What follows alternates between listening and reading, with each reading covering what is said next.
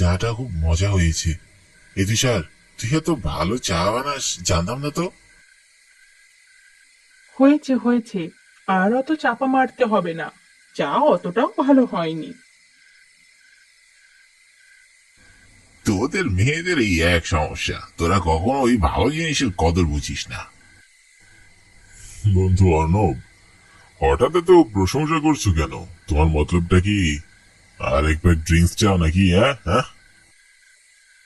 যা বাবা, তুইও দেখছি রিমির মতোই কথা বলছিস।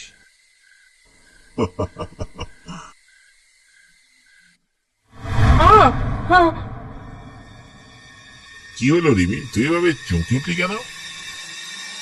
আমার মনে হলো কেউ আমার পিছন দিয়ে যেন সাদা শাড়ি পরে হেঁটে গিয়েছে। সারাক্ষণ ফোনের মধ্যে মুখ গুজে থাকতে তোর মাথাটা একেবারে গেছে। আমি সত্যি বলছি তুষার, সত্যি বলছি। ওহ রিমি, এটা আমার দাদার বাড়ি।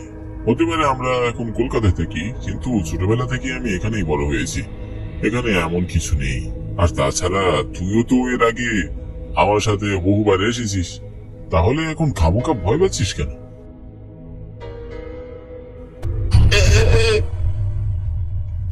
কি রে অর্ণব, তোর আবার কি হলো? এমন ভয় পেলি কেন? আমার মনে হলো কেউ খুব শীতল হাতে আমার কাঁধে স্পর্শ করছে। দেখ অর্ণব, মজা করিস না।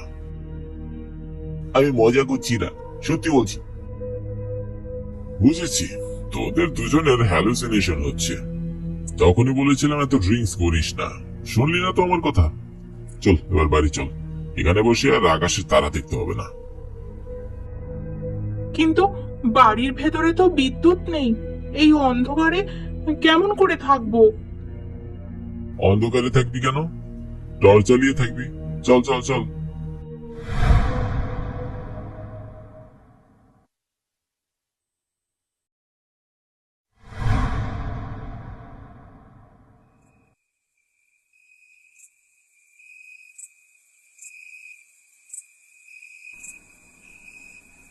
আমি তুষার। আমার দাদা জলাইদহ গ্রামের জমিদার ছিলেন। ছোট থেকে আমি এখানেই বড় হয়েছি। দাদার মৃত্যুর পর আমরা সপরিবারে কলকাতায় চলে যাই। এখন আমরা কলকাতাতেই থাকি। মাঝে মাঝে ছুটিতে গ্রামের বাড়ি বেড়াতে আসি। এবার আমার বন্ধু রিমি এবং অর্ণবকে নিয়ে পিকনিক করতে এসেছি। আমরা তিনজন কলকাতায় একই অফিসে চাকরি করি। ওরা এর আগেও আমার সাথে আমার দাদার বাড়িতে পিকনিক করতে বহুবার এসেছে, কিন্তু এর আগে কখনো ড্রিঙ্কস করেনি। এবার শখ করে একটু ড্রিঙ্কস করেছে, তাই হয়তো চোখ দিয়ে আবল তাবল দেখছে। এই তুষার, এখন চুপ করে কি ভাবছিস? তেমন কিছু না। তাহলে একটা কবিতা শোনা না, খুব বোর লাগছে। আহ, আহ, রিমির গলা মনে হচ্ছে। চল তো দেখি। রিমির চিৎকার শুনে আমি আর অর্ণব দৌড়ে রিমির কাছে যাই।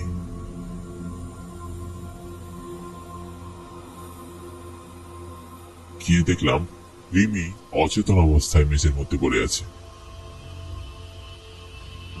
রিমি, রিমি চোখ খুল। কি হলো তোর? অর্ণব একটু পানি আনতো। অর্ণব পানি নিয়ে আসলো। আমি রিমির চোখে মুখে পানির ঝাপটা দিলাম। কিছুক্ষণ পর রিমির জ্ঞান ফিরল। ওর চোখে মুখে ভয়ের ছাপ স্পষ্ট দেখতে পেলাম। ওর হাত পা কাঁপছিল। একেবারে নির্বাক হয়ে আমার দিকে তাকিয়েছিল। রিমি, কি হয়েছে তোর? এমন ভয় পেলি কেন? হে, এই রুমে কেউ আছে, কেউ একজন আছে। মানে, কি বলছিস এসব? হ্যাঁ তুষার, আমি রুমে টর্চ লাইট জ্বালিয়ে বসেছিলাম। কেউ যেন টর্চ লাইটটা নিভিয়ে আমার চুল টেনে ধরেছে। আমি দৌড়ে পালানোর চেষ্টা করেছিলাম, কিন্তু কিন্তু আমার চুল এমন শক্ত করে ধরেছিল, আমি কিছুতেই এগোতে পারিনি। তারপর আর আমার কিছু মনে নেই। রিমির কথা শুনে আমি ভীষণ অবাক হলাম, কারণ আমাদের বাড়ির ভিতর চোর ডাকাত ঢোকার কোনো পথই নেই। কিন্তু রিমির চোখে মুখে প্রচন্ড ভয় ফুটে উঠেছে। ওর কথা অবিশ্বাস করারও সুযোগ নেই।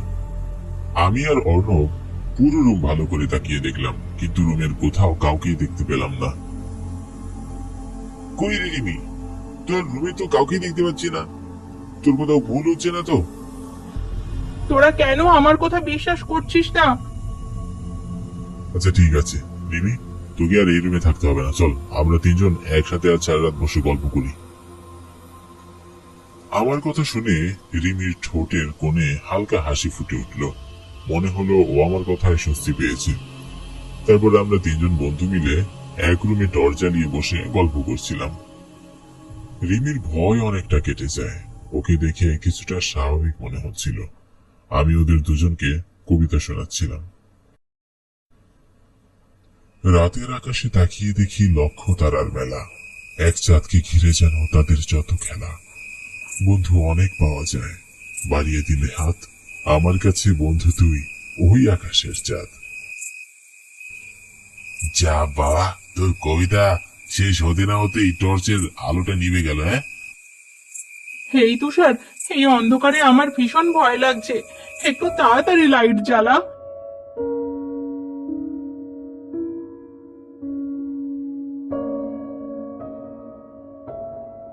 রিমির কথা মতো আমি লাইট জ্বালানোর চেষ্টা করলাম, কিন্তু কি আশ্চর্য, লাইট কিছুতেই জ্বলছে না। এত তাড়াতাড়ি লাইটের চার্জ শেষ হওয়ার কথা তো নয়। তাই বিষয়টা আমার কাছে কেমন অবাক লাগলো।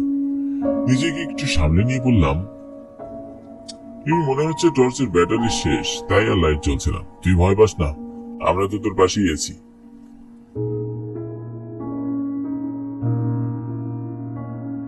উফ, কখন যে কারেন্টটা আসবে কি জানি। আমি রিমিকে সান্ত্বনা দিলেও কিছুতেই নিজের মনকে শান্ত করতে পারছিলাম না। এবার কেন যেন গ্রামের বাড়ি আসার পর থেকে প্রতিটা বিষয় খুব অস্বাভাবিক মনে হচ্ছে। এর আগে কখনো এত লম্বা সময় আমাদের বাড়িতে লোডশেডিং দেখা যায়নি। হঠাৎ অর্ণবের চিৎকার শুনে, কি হলো অর্ণব, ভয় পেলি কেন? কে যেন ঠান্ডাতে আমার গলা চেপে ধরেছিল, আমি চিৎকার করতেই ছেড়ে দিল। অর্ণব আর রিমি, আমি তোদের পাশেই বসে আছি। কেউ যদি তোদের গলা চেপেই ধরতো তাহলে আমরা অবশ্যই দেখতে পেতাম। কেন অকারণে ভয় পাচ্ছিস? তখন বলেছিলাম না তো ড্রিঙ্কস করিস না। আমি শুধু শুধু ভয় পাচ্ছি না, সত্যি বলছি, কেউ আমার গলা চেপে ধরেছিল। অর্ণবের মুখে এমন কথা শুনে আমার বুকের ভেতরটা মোচড় দিয়ে উঠল। অর্ণব তো ভীষণ সাহসী ছেলে, আজ ওকে এভাবে ভয় পেতে দেখে আমার নিজেরও প্রচন্ড ভয় হচ্ছে। কেন যেন আমার গা ছমছম করছে। মনে হচ্ছে রুমে আমরা তিনজন ছাড়াও আরো কেউ আছে। রুমের চারপাশে তাকিয়ে দেখিলাম পুরো রুম ঘুটঘুটে অন্ধকার। এই অন্ধকার রুমের মধ্যে কেউ লুকিয়ে থাকলেও তাকে খুঁজে বের করা সহজ হবে না। তুষার, দেখ, অর্ণবের গলা গড়িয়ে রক্ত ঝরছে। রিমির কথা শুনে আমি চমকে উঠলাম। প্রচন্ড ভয়, গায়ের পশমগুলো কাটা দিয়ে উঠল। আবছা আলোতে দেখলাম অর্ণবের গলায় ধারালো নখের আঁচড়। ভয়ে আমার চোখ কপালে উঠে যায়। বুঝতে পারছিলাম আমাদের সাথে খুব খারাপ কিছু হতে যাচ্ছে। প্রচন্ড ভয়ে আমরা তিনজনই থরথর করে কাঁপলাম। হঠাৎ রুমে ঝড় শুরু হলো। মনে হচ্ছিল প্রচন্ড বাতাসে রুমের সমস্ত কিছু উড়িয়ে নিয়ে যাবে। জানালা দিয়ে বাইরে চোখ পড়তেই দেখলাম বাইরে কোথাও কিছু বাতাস নেই। আমি কিছু বুঝে ওঠার আগে রিমি হাওয়ায় ভাসতে শুরু করলো। রিমি প্রচন্ড ভয়ে চিৎকার করতে লাগলো। হ্যাঁ হ্যাঁ, অর্ণব, তুষার, তুষার, আমাকে বাঁচা, আমাকে তোরা বাঁচা। রিমি, কে তুমি? কেন আমাদের এমন ভয় দেখাচ্ছ? রিমিকে ছেড়ে দাও।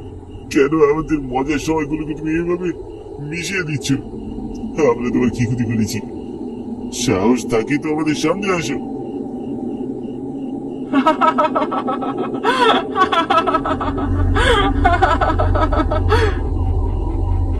অর্ণবী কথা বলতেই খুব মিষ্টি কণ্ঠে কেউ হেসে উঠল এবং রিমি নিচে পড়ে গেল। প্রচন্ড ভয়ে রিমি অজ্ঞান হয়ে যায়। রিমি, রিমি চোখ খুল। রিমি, আমরা এখনই এখান থেকে চলে যাব। চোখ খুল তুই। তুষার, আমাকে বাঁচা। কি যেন আমার হাত পা ধরে আমাকে টেনে নিয়ে যাচ্ছে। বাঁচা তুষার। অর্ণবের কথা শুনে আমি থরথর করে কাঁপতে লাগলাম। মিমিকে অজ্ঞান অবস্থায় ফেলে রেখে আমি অর্ণবের পেছনে দৌড়াতে লাগলাম এবং আমাদের বাড়ির ছাদে চলে আসলাম। এসে দেখলাম অর্ণব আহত অবস্থায় একা দাঁড়িয়ে আছে, ওর চোখে মুখে ভয়ের ছাপ। আমি কাউকে দেখতে না পেয়ে বিরক্ত হয়ে বললাম, কে তুমি? আমাদের এমন ভয় দেখাচ্ছ কেন? কেন আমাদের এমন বিরক্ত করছো? আমরা তোমার কি ক্ষতি করেছি? তোদের কারো সাথে আমার কোনো শত্রুতা নেই, শুধু আমার প্রিয় মানুষটাকে দিয়ে দে। আমি অনেক দিন যাবৎ ওর জন্য অপেক্ষা করেছি। ওকে পেয়ে গেলে আমি আর তোদের কোনো ক্ষতি করব না। কে তুমি? কিসব বলছো? কে তোমার প্রিয় মানুষ? আমি এই কথা বলতেই আমার সামনে অপরূপ সুন্দরী একটা অশরীরীর হাজির হয়, আর তাকে দেখে অর্ণব চমকে ওঠে। হিয়াবতী, তুমি? হ্যাঁ, তোমাকে ছাড়া একা একা আমার একদমই ভালো লাগছে না। আমি অনেক দিন যাবৎ তোমার জন্য অপেক্ষা করেছি।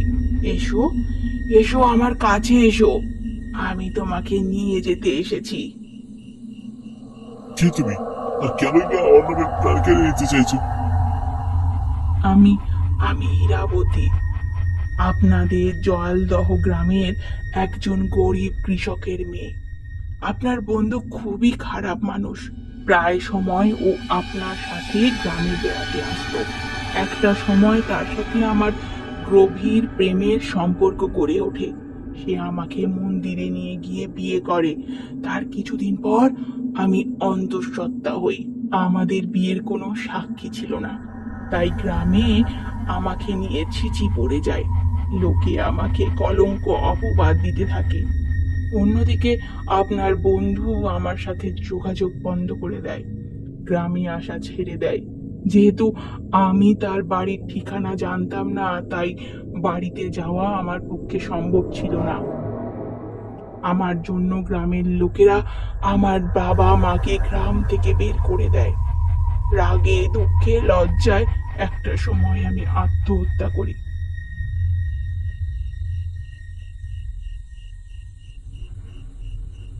তারপর থেকে অনেক আগ্রহ নিয়ে আমি ওর জন্য অপেক্ষা করেছিলাম। আজ আজ ওকে পেয়েছি। আমার আত্মা আজ শান্ত হবে। এসো, এসো আমার সাথে এসো। তোমাকে ছাড়া যে একা থাকতে খুব কষ্ট হয়। তাই আগুতি, আমাকে তুমি মেনো না, আমাকে তুমি ক্ষমা করে দাও। আমি তোমার কাছে হাত জোর করে ক্ষমা চাইছি। না না। ইয়াবতী অর্ণবের কোনো কথাই শোনে না। সে অর্ণবকে ধাক্কা মেরে ছাদ থেকে ফেলে দেয় এবং সে হাওয়ায় মিলিয়ে যায়। আমার চোখের সামনে ঘটে যাওয়া এই সমস্ত ঘটনা দেখে আমি নির্বাক হয়ে যাই। মনে হচ্ছিল আমি কোনো দুঃস্বপ্ন দেখছি। সেই রাতে রিমির আর জ্ঞান ফিরে আসে না।